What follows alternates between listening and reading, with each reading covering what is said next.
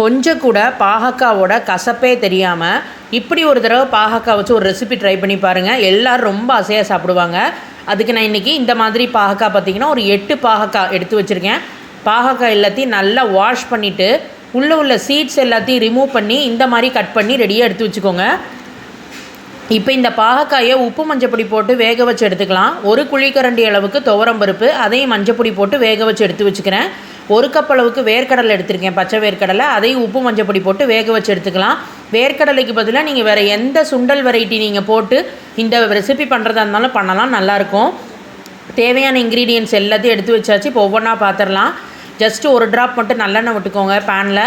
அதில் கொஞ்சம் கட்டி பெருங்காயத்தை போட்டு பொரிச்சு எடுத்துக்கலாம். இதில் 1 டேபிள் ஸ்பூன் உளுத்தம்பருப்பு, 1 டேபிள் ஸ்பூன் கடலைப்பருப்பு, 4 வரமிளகா சேர்த்துட்டு மிக்ஸ் பண்ணி விட்டுக்கோங்க.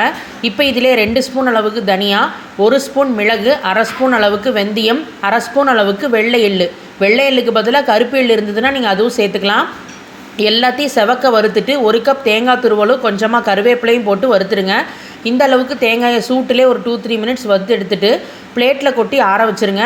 மிக்ஸி ஜாருக்கு மாற்றி தண்ணி விட்டு இந்த மாதிரி நல்லா விழுத அரைச்சி நம்ம ரெடியாக எடுத்து வச்சுக்கலாம். இப்போ பேனில் 2 டேபிள் ஸ்பூன் எண்ணெய் விட்டுருக்கோம். ஹீட் ஆனதும் கடுகு, பெருங்காயம், கருவேப்பிலை 3ஐயும் சேர்த்துக்கோங்க. லெமன் சைஸ் அளவுக்கு புளியை கரைச்சி புளி தண்ணியை விட்டுக்கலாம். கொஞ்சமாக மஞ்சப்பொடி மட்டும் சேர்த்துக்கோங்க. இப்போ இங்கே பார்த்தீங்கன்னா நம்மளோட பாகக்காய் வெந்ததை அப்படியே அந்த வெந்த தண்ணியோடய சேர்த்துக்க போகிறோம். கூடவே நம்ம வேர்க்கடலையும் வேக வச்சுட்டோம், அதையும் சேர்த்துக்கலாம்.